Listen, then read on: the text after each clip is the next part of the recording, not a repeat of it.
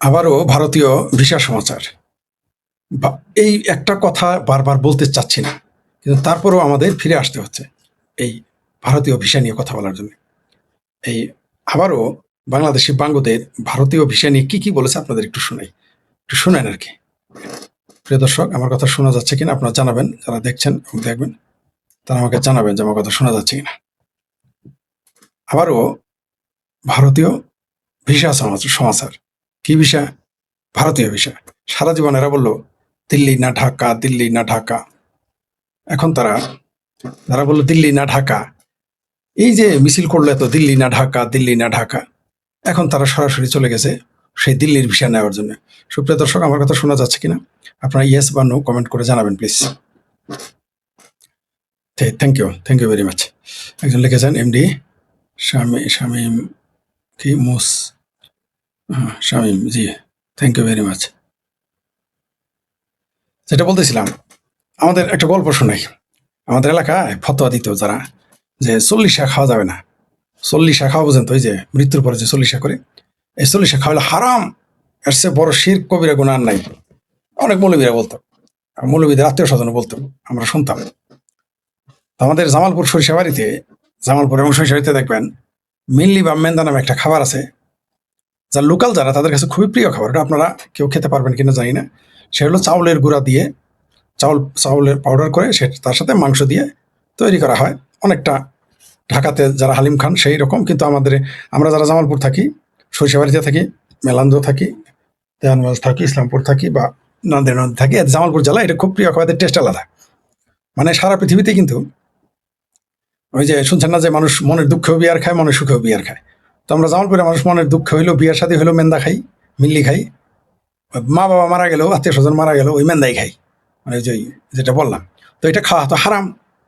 তো মাশাল্লাহ একদিন গিয়ে দেখি যে আমি যার সাথে বসছি, আমার পাশেই যিনি বসছেন তিনি লামাজাহাবি লোক, আর কট্টর লামাজাহাবি। আমি বললাম, ভাইজান আপনার মৌলবী, আপনাদের লামাজাহাবি, আমি এরকম করে ঘ্যাত করে ওঠা যে কিছু ওয়াপ আছে, ওগুলো তো বলে যে মিল্লি খাওয়া হারাম, যখন আপনি 40 খাবেন এটা হারাম হারাম। তো ভাই খাইতে পারছেন কেন? এটা তো হারাম। আপনি নয় মঞ্চে থাকেন, আপনি অতিথি থাকেন, খান কেন? ছোট ভাই বুঝো না, আমি কি বুঝবো? কয় মেন্দা দেখলে আর হুশ থাকে না, ফতার কথা মনে থাকে না।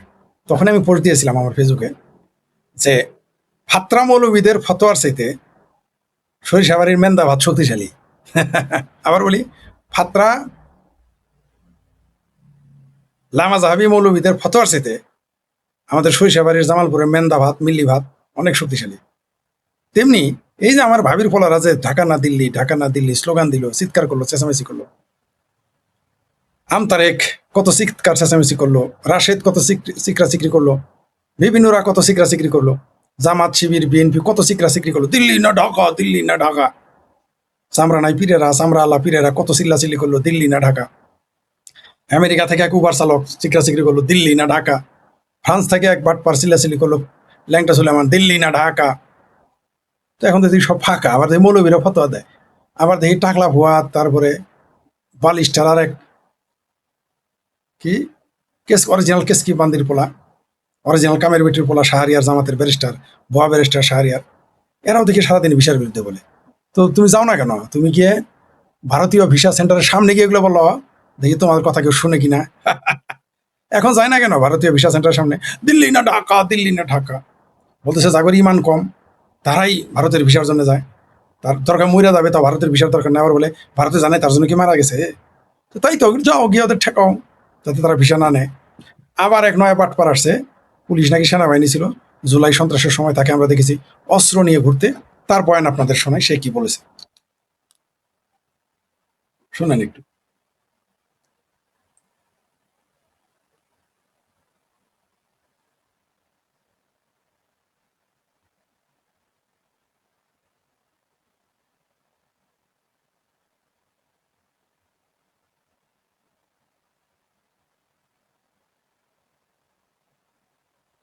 দেখেন কি বলে।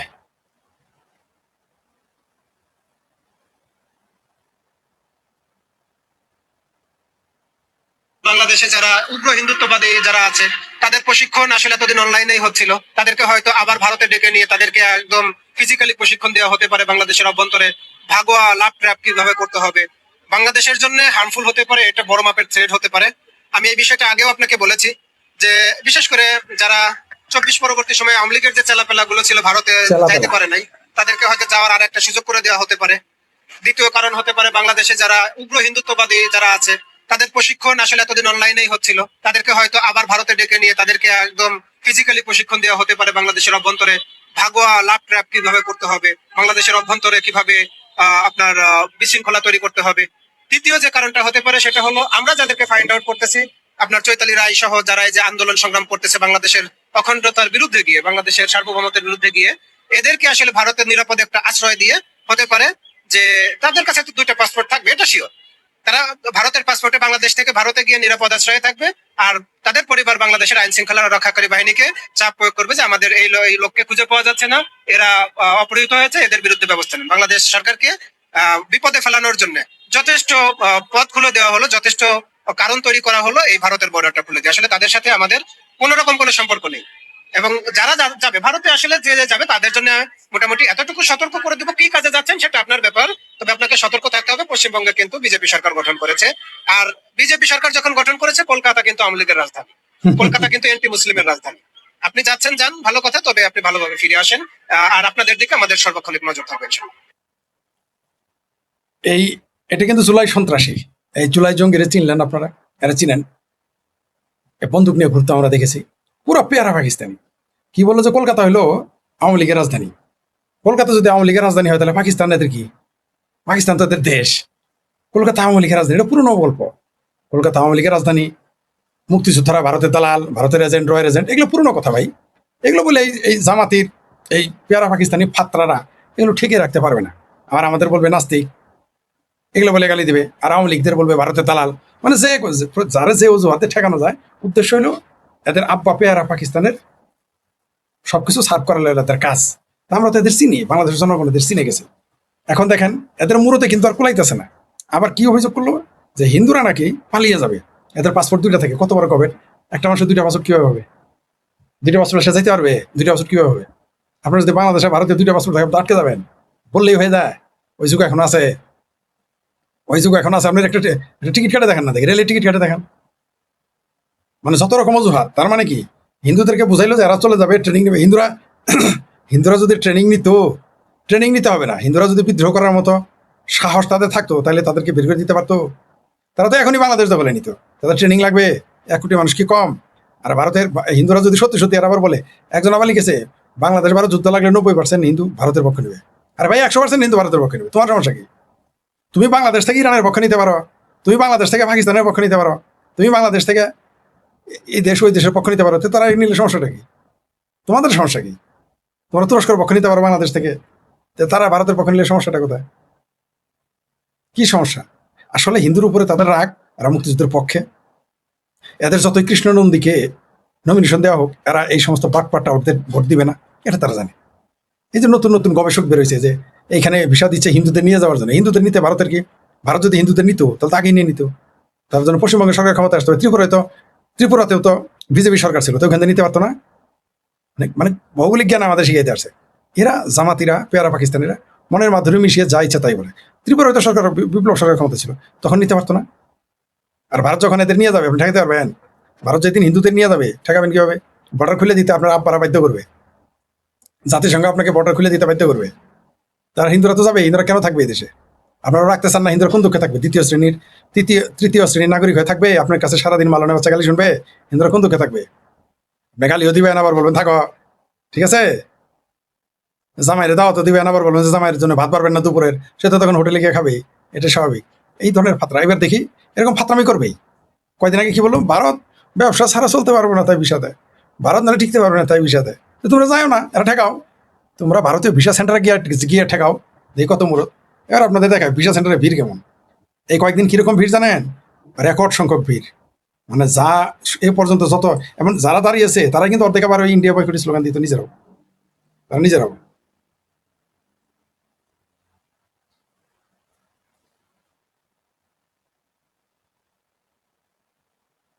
হুম।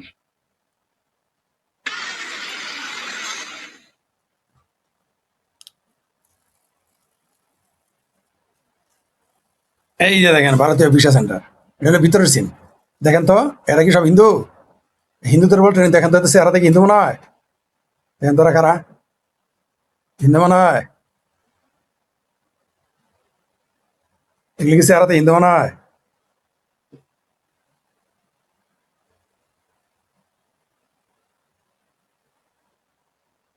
কিছু রাজনৈতিক নেতা সহ কিছু সুশীল ব্যক্তিত্ব ঢাকা না দিল্লি স্লোগান সহ ভারত বিদ্বেষী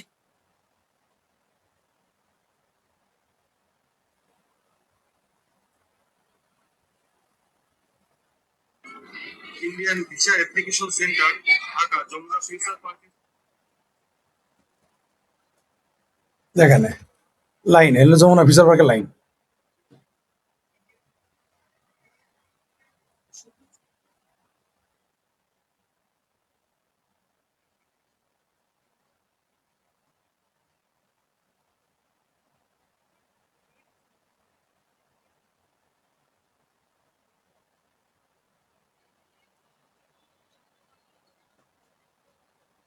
এটা হলো রাজশাহীর, এই যে দেখেন এটা হলো রাজশাহীর। এখন যে আগে তো দেখালাম ঢাকা, এটা রাজশাহীর ভিসা সেন্টার। দেখেন তো লাইনটা কত বড়। এটা হলো রাজশাহীর।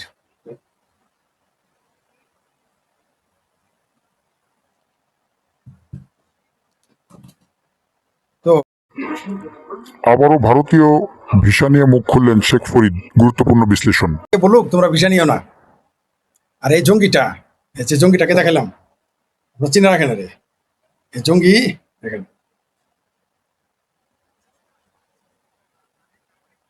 নেওয়ার সুযোগ হলো। প্রিয় বাংলাদেশ, আসসালামু আলাইকুম। জঙ্গিটা কি বলে শুনেন।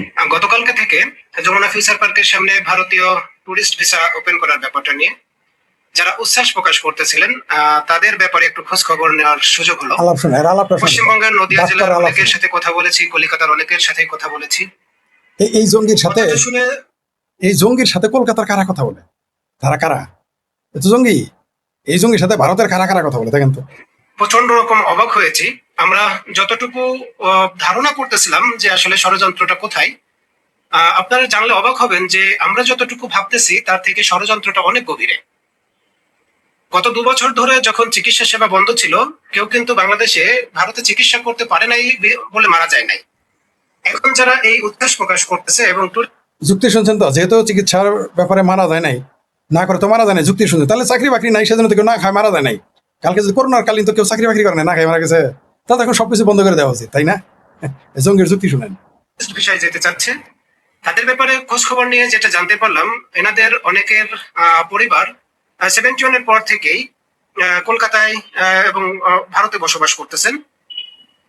এবং খুবই ভয়াবহ ব্যাপার হলো এদের প্রায় 1 কোটি, বিশেষ করে পশ্চিম বাংলাতেই কলকাতাতেই প্রায় 1 কোটি জনগণকে তাদেরকে ভোটারের অধিকার থেকে বঞ্চিত করা হয়েছে এবং তাদেরকে সন্দেহ করা হচ্ছে এরা বাংলাদেশ থেকে। বিরাট চিন্তা, ভারতে কি করছে না, বিরাট বছর ধরে খুবই সুনিপুণ ভাবে বাংলাদেশে পাসপোর্ট তৈরি করা হয়েছে তাদের নামে, এবং সেই পাসপোর্ট গুলো এখন ব্যবহার করা হবে তাদের পরিবারকে দেশে ফিরিয়ে আনার জন্য।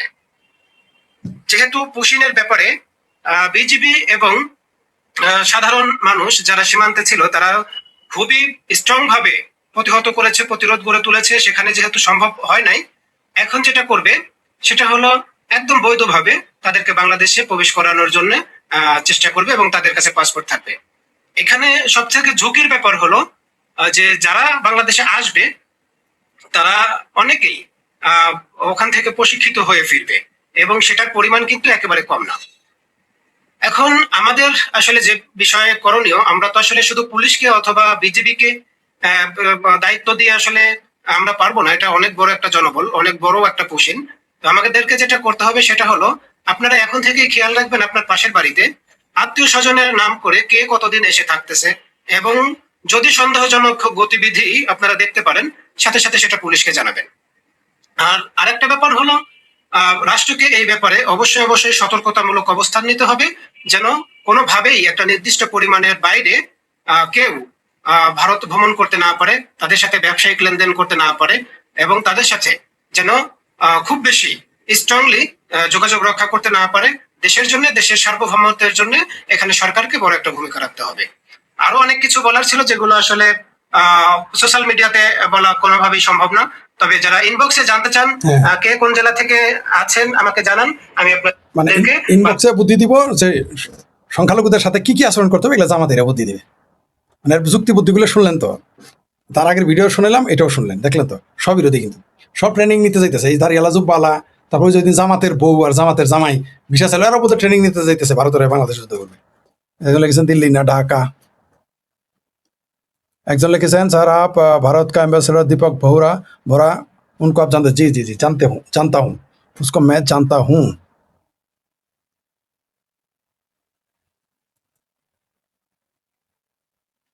জি ঠিকই বলেছেন সুপ্রিয় দর্শক। বাঙ্গু পেয়ারা কুত্তার চুপ, কারণ কক্সবাজার মিয়ানমার সীমান্তে বিমান হামলা। এখন চুপ, এখন আর ভাবির পোলারা বিজিবির সাথে এখানে পাহারা দিতে যায় না, কারণ জানে সেরা ভাঙ্গা মাইর খাবে। হ্যাঁ ঠিকই বলেছেন। হ্যাঁ হিন্দুদের অনেক জামায়াত রয়েছে, এত জামায়াত আর ভালো লাগতেছে না, যাই তারা ঠিকই, কারণ এরকম জামায়াতের ঘরে যে দেশে আর থাকা যায় না। তবে ভারত যদি এরকম মুসলমানদের জামায়াতর করতো তাহলে বুঝতেন, তাহলে মুসলমানদের অবস্থা কি হইতো।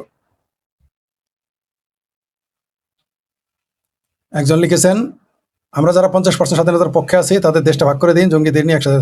না না না, আমরা পুরো দেশটাই আমাদের, জঙ্গিদের নয়, আমরাই থাকবো। তাদের আমরা এবার ক্ষমতায় আসার পরে দেখা যাবে এই বাঙ্গুদের কি করতে হয় কি না করতে হয়, এদের কোথায় কোথায় পাঠাইতে হয়, কার কাছে পাঠাইতে হয়, সময় বলে দেবে। তাদের ব্যাপারে সময় বলে দেবে কি করতে হবে।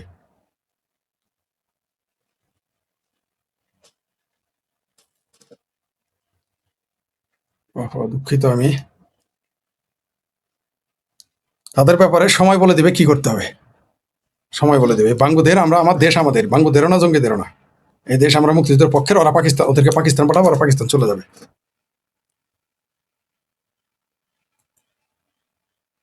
ঠিকই বলেছেন জি ভাই। আপনি একটা কথা বলেন, সেনাবাহিনীর কি হবে, পাবলিকের দৌড়নি খায় ক্যান্টনমেন্টে আবার পালাবে, এটাই হবে সেনাবাহিনীর। এই যে একজন লিখেছেন বাংলাদেশ থেকে সৌদি আরবের ভালোবাসা থাকলে দোষ নাই। সৌদি আরব, পাকিস্তান, কাতার, কুয়েত, তারপর আপনার তুরস্কের সাথে ভালোবাসা, আফগানিস্তান ভালোবাসা থাকলে সমস্যা নাই, কিন্তু বাংলাদেশ থেকে ভারতের প্রতি ভালোবাসা থাকলে সমস্যা এই জন্য আছে যে কারণ ভারত মুক্তিযুদ্ধের পক্ষের শক্তি ছিল, ভারত আমাদের মুক্তিযুদ্ধে সহযোগিতা করেছে, এটাই হলো তাদের রাগ। হ্যাঁ একজন লিখেছেন জিয়া আমলে, তারেক জিয়া আমলে দুটো, হ্যাঁ জি হইতে পারে, জি ঠিকই বলেছেন, সুস্থ থাকুন জি। একজন লিখেছেন মামা কেমন আছেন, জি।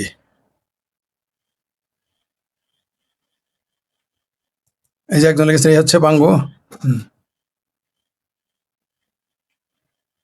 ভাই আপনি বামদের চিঙ্কু বাম কেন প্লিজ, বামদের এই জন্য চিঙ্কু বাম বলি, এখন অন্য ভাষায় গালি দিলে তো সমস্যা, এই জন্য চিঙ্কু বাম বলি, কারণ এরা হলো বাটপার, আর একটা বাম না, বাংলাদেশ ভারতে কোনো বাম বলতে কিছু না, এরা হলো বাটপার, এরা মিথ্যুক ধোকাবাজ, এরা নিজেদের আদর্শ কেউ নাই, তাই তাদের চিঙ্কু বাম বলি।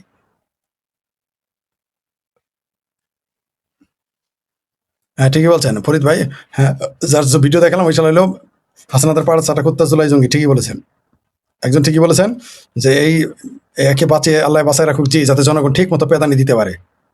এই যে আপনি একজন কথা বলেছেন, ওই যে কেসকি বান্দির পোলা, অরিজিনাল কেসকি বান্দির পোলা শাহরিয়ার বলেছে, বালিস্টার জামাতি, বালিস্টার শাহরি জামাতি বলেছে পাকিস্তানের মতো সুন্দর দেশ থাকতে বাংলাদেশ ভারতের বিসর্জনের লাইনে দায় দেয় কেন দেয়, ও যায় জিজ্ঞেস করুক, ও যায় না কেন, ওই কেসকি বান্দির পোলা শাহরিয়ার নিজে পাকিস্তান যায় না কেন, এত সুন্দর দেশ, তো সুন্দর দেশটাতে এরা যায় না কেন, ওটা তো আমারও কথা, এত সুন্দর দেশ থাকতে কেন ভারতে যায়, চলে যাক পাকিস্তানে।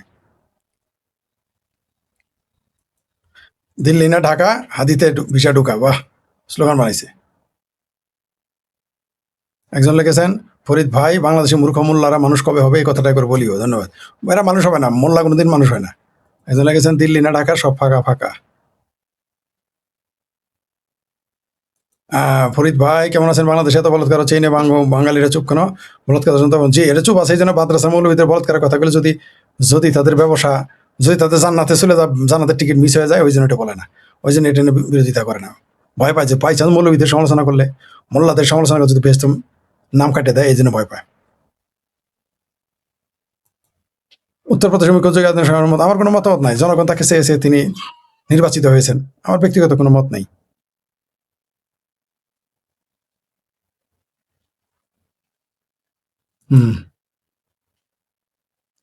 ফাইন। এই যে একজন লিখেছেন যে 1000 না 500 কেজি বোধহয় আম পাঠাইছে। আওয়ামী লীগ যখন আম পাঠায় তখন সেটা হারাম, আর এই জামাতি সরকার, ভাবির পোলাদের সরকার, তারেক রহমানের মুসলেকার সরকার আম পাঠায়, এখন আরাম, এখন সেটা আরাম। একজন লিখেছেন চুলে কি প্যারাশুট তেল দিচ্ছেন ভাই? আমি চুলে কখনো তেল দিই না, আমি চুলে তেলই দিই না। প্যারাশুট না আমি কোনো তেল চুলে ইউজ করি না। ধন্যবাদ কমেন্ট করার জন্য। জি, এই যে একটা দামি কথা বলছেন যে ভারত যদি এখন ফ্রি নাগরিকত্ব দেওয়ার ঘোষণা দেয়, এই কাঠমোল্লারাই সবার আগে লঙ্গি তেলে দৌড় দেবে। জি, আপনি ঠিকই বলেছেন। আমাদের প্রিয় পছন্দের মানুষ তসলিমা নাসরিন একবার লিখেছিলেন যে কালকে যদি ভিসা দেওয়া শুরু করে, ভারত নাগরিকত্ব দেয়, 50 লক্ষ বাংলাদেশে চলে যাবে। আমি বলেছিলাম 50 লাখ, আমি পরে লিখেছিলাম সেটাকে, তসলিমা নাসরিনের লেখাকে বেস করে আমি লিখেছিলাম যে 50 লক্ষ নয়, বাংলাদেশে নাগরিকত্ব দিলে সবার আগে এই যে যারা মিছিল করছে ভারত বিরোধী, তারাই সবার আগে বাংলাদেশ থেকে 1 মাসের মধ্যে 5 কোটি লোক চলে যাবে ভারতের নাগরিকত্ব নিতে। ভারতের সর্বশেষ খেলা কি জানেন? দখল করতে হবে না। ভারত শুধু বলবে বাংলাদেশের কে কে ভারতের নাগরিকত্ব চাও, বাংলাদেশে আবেদন করলে পাই যাবা। দেখবেন আমাদের ভারতের দালাল যারা বলছে তারা সবার আগে গিয়ে ভারতের নাগরিকত্ব নেবে। বিশ্বাস হয় না? আমি ভারত সরকারকে বলবো কোনো যুদ্ধের দরকার নাই, কিছুই দরকার নাই। ভিসা যেহেতু দিলেনি, আমি ভেবেছিলাম আপনারা ভিসা ছাড়বেন না, ভিসা যেহেতু দিয়েছেন আপনারা সাহস করে একটা ঘোষণা দিয়ে দেন। দেখবেন বাংলাদেশ বলে কোনো অস্তিত্বই থাকবে না, এই যে বাঙ্গুরা থাকবে না। কি শুধু বলবেন যে বাংলাদেশি নাগরিকদের আমরা ভারতীয় নাগরিকত্ব হিসেবে ঘোষণা করবো যদি কেউ আবেদন করে। কালকেই দেখবেন ওই দীনেশ ত্রিবেদীর পায়ে ধরে পড়ে থাকবে, আর বরং উল্টা লাখ লাখ টাকা কোটি কোটি খরচ করবে ভারতের নাগরিকত্বে। বিশ্বাস হয় না? কোনো কারণে যদি ভারত ঘোষণা করে যে বাংলাদেশের নাগরিকদের আমরা, এটা শেষে বোধহয় এই কাজটাই করবে আমার ধারণা। একটু মনে করে দেখো, পাগলা রেণুকাটা কথা মনে করিস, করাই দিস না। আমি ভারত সরকারকে বলবো যে আপনার কোনো যুদ্ধ মারি কাটাকাটি কিছু করার দরকার নেই। শুধু বলবেন যে যারা যারা ভারতে এসে থাকবে একই সাথে 2 দেশের নাগরিক হইতে পারবে। এমনকি এই ঘোষণা যদি দেন যে বাংলাদেশ ছেড়ে চলে আসতে হবে না, তাও চলে আসবে, থাকবে না বাংলাদেশ, সব চলে যাবে সব। এই যে যারা ভারত বিরোধী সবার আগে এগুলো যাবে, যেগুলো দিল্লি না ঢাকা করছেন নেতা, যারা সারাদিন ভারতের গালি দেয় তারা সবার আগে ভারতের নাগরিকত্ব নেবে। আপনি নিশ্চিত থাকেন, শুধু এই ঘোষণা দিলেই শেষ বাংলাদেশ। এটা নিয়ে একটা ভিডিও বানাবো পরে।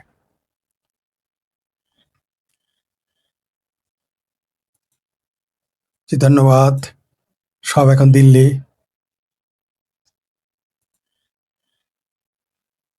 ভাই পাকিস্তানের 20 দেশের জন্য দুঃখ, পাকিস্তান ভেঙে, জি পাকিস্তান ভেঙে যাবে, অবশ্যই ভাঙবে। জি অবশ্যই পাকিস্তান ভেঙে যাইতেছে, ঠিকই বলেছেন, পাকিস্তান ভেঙে যাইতেছে। ভাই আপনার কথাগুলো খুব ভালো, জি থ্যাংক ইউ আপনাকে, ধন্যবাদ।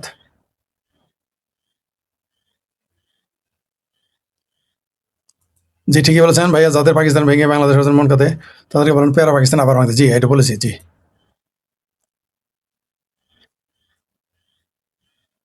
একজন লিখেছেন জয় বাংলা জয়, শেখের বেটি মাননীয় প্রধানমন্ত্রী শেখ হাসিনা। জি জি ভালো আছি। জি জি জি ফরিদ মানসিক আবার 71 হবে। জি সমূহ সম্ভাবনা রয়েছে। জি ধন্যবাদ আপনাদের সকলকে, আবার দেখা হবে সম্ভবত রাত 12টায়।